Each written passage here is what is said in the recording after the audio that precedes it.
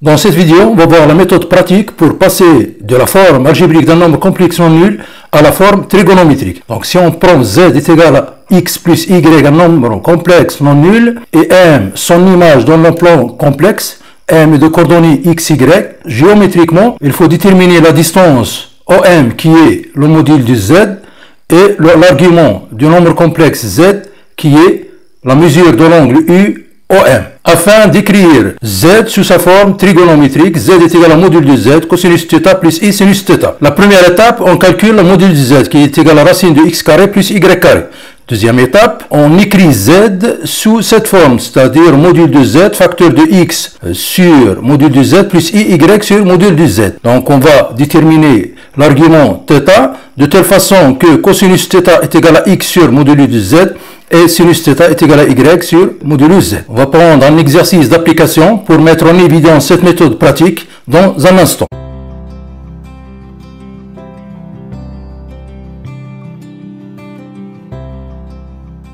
Bismillahirrahmanirrahim, chers élèves deuxième bac sciences, toujours dans le chapitre des nombres complexes, dans l'exercice 3, on va mettre en évidence la forme trigonométrique d'un nombre complexe non nul. Donc en utilisant la méthode qu'on a vue dans l'introduction. Donc on va déterminer une forme trigonométrique de chacun des nombres complexes suivants. Donc z1 est égal à racine de 3 plus 3i, z2 est égal à moins 2 plus 2i, z3 est égal à moins 1 plus i racine de 3, z4 est égal à racine de 6 moins i racine de 2. Donc faites pause à la vidéo, essayez de faire cet exercice. Donc avant de passer à la correction de cet exercice, ce qu'il faut savoir. Premièrement, il faut savoir le cosinus sinus de mesure des angles usuels qui sont 0, pi sur 6, pi sur 4, pi sur 3 et pi sur 2. Une méthode pratique pour apprendre le cosinus et cosinus de ces mesures usuelles. Donc, premièrement, il faut placer ces nombres à l'ordre croissant. 0, pi sur 6, pi sur 4, pi sur 3, pi sur 2. Deuxièmement, la première ligne est réservée pour sinus de alpha. La deuxième ligne pour cosinus alpha. Donc, on va écrire 0, 1, 2, 3, 4. On fait entrer la racine dans chaque nombre et on divise par 2. On divise par 2. Donc, qu'est-ce qu'on obtient? On obtient sinus de 0 est égal à 0. Sinus de pi sur 6 est égal à racine de 1 sur 2, c'est-à-dire 1 demi. Sinus de pi sur 4, c'est racine de 2 sur 2. Sinus de pi sur 3, c'est racine de 3 sur 2. Et sinus de pi sur 2, c'est racine de 4 qui est égal à 2 sur 2, est égal à 1. Donc, pour le cosinus, il faut prendre à l'envers. Donc, la dernière case devient la première case. Donc, c'est 1. Donc, ici, c'est racine de 3 sur 2. Ici, racine de 2 sur 2. Ici, c'est 1 demi. Ici, 0. On obtient le cosinus alpha. Donc, c'est une méthode pratique pour apprendre les sinus, cosinus des nombres usuels. Comment apprendre les autres sinus et cosinus des nombres qui sont situés entre moins pi et pi. Donc, moins pi ici, moins pi sur 2, 0, pi sur 2 et pi. Dans l'intervalle moins pi, pi, on a des mesures principales. Donc, si on prend par exemple un x qui peut être pi sur 6 ou bien pi sur 4 ou bien pi sur 3 ou bien pi sur 2. Moins x, le moins x c'est le symétrique de x par rapport à l'axe des abscisses. Donc, c'est moins x. Ce point sur le cercle trigonométrique est pour le sinus ou bien pour le cosinus, c'est l'abscisse de ce point et pour le sinus, c'est l'ordonnée. Donc, on obtient que x et moins x ont même cosinus et des sinus qui sont opposés. Voilà, sinus de x, et voilà, sinus de moins x. Donc, x et moins x ont même cosinus, sinus opposés. Pour ce point, pour abscisse curviligne, on a ici pi, donc c'est pi moins x. Pi moins x, ils ont même sinus et cosinus opposés. Pour ce nombre ici, l'abscisse curviligne de ce point, on a ici moins pi, c'est moins pi plus x, ou bien pi sur pi plus x. Pour rester dans l'intervalle moins pi, pi, on prend moins pi plus x. Donc, ils ont sinus opposés et cosinus opposés.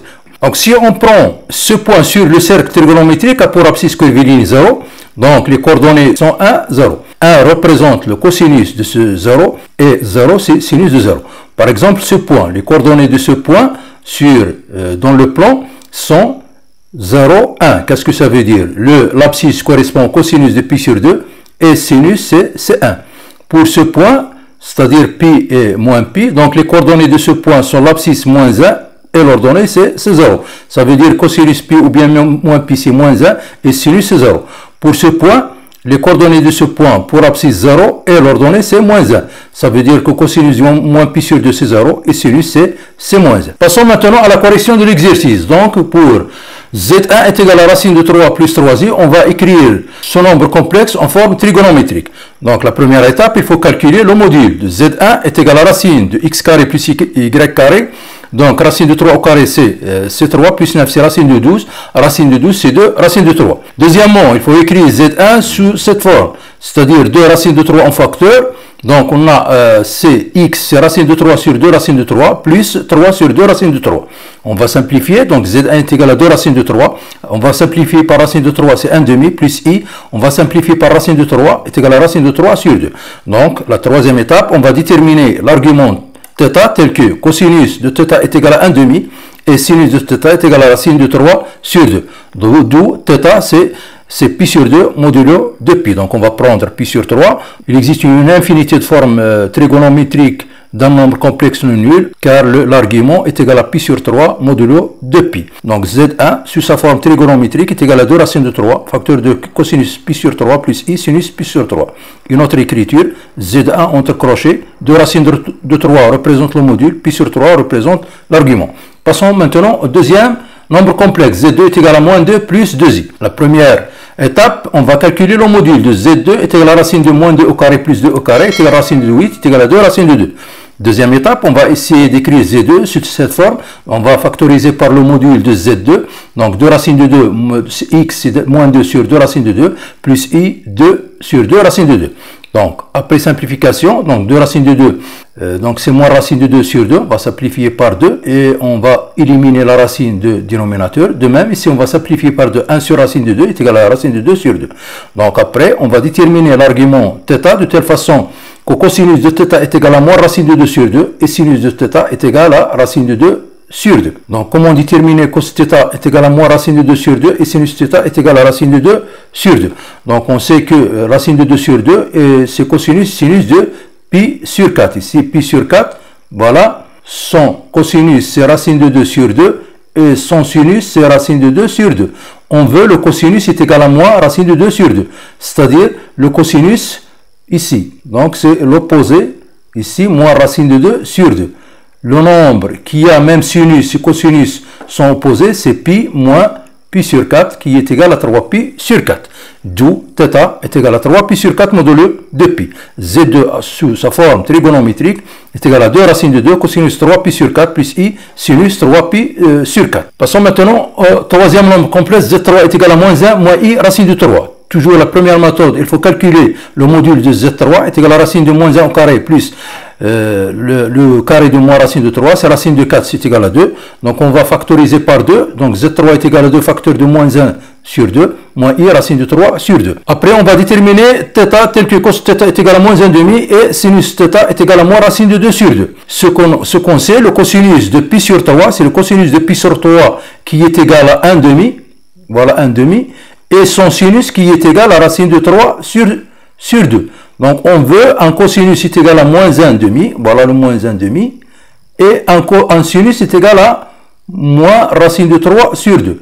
Voilà ce nombre est le symétrique de P sur 3 par rapport à O. Donc c'est soit moins pi plus pi sur 3 ou bien pi plus pi sur 3, c'est la même chose. D'où θ est égal par exemple 4 pi sur 3 modulo de pi ou bien est égal à donc moins 2 pi sur 3. D'où l'écriture ou bien la forme trigonométrique de Z3 est égale à 2 facteurs de cos 4 pi sur 3 plus i sinus 4 pi sur 3. Passons maintenant à Z4 est égal à racine de 6 moins i racine de 2.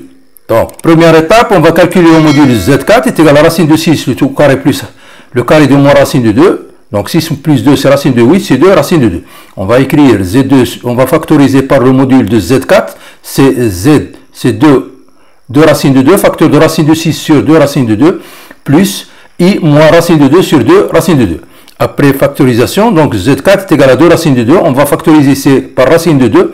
On a ici racine de 6 est égal à racine de 3 fois racine de 2, donc est égal à racine de 3 sur 2. On va simplifier par racine de 2 ici, on trouve moins i 1 demi. Donc il faut déterminer l'argument θ de telle façon que cosinus θ est égal à racine de 3 sur 2 et sinus θ est égal à moins moins 1,5. Donc, cos θ est égal à racine de 3 sur 2, c'est le cosinus de pi sur 6. Voilà pi sur 6. Donc, son cosinus est égal à racine de 3, ou bien son cosinus c'est racine de 3 sur 2, et son sinus c'est 1,5. Donc, on veut que le sinus soit égal à moins 1,5. Voici le sinus qui est égal à moins 1,5. Donc, ce nombre, c'est le symétrique de pi sur 6 par rapport à l'axe des abscisses, c'est-à-dire moins pi sur 6. Voilà, θ.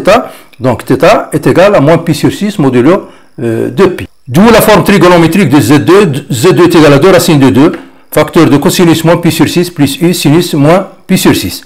À la prochaine vidéo, Inch'Allah, et merci.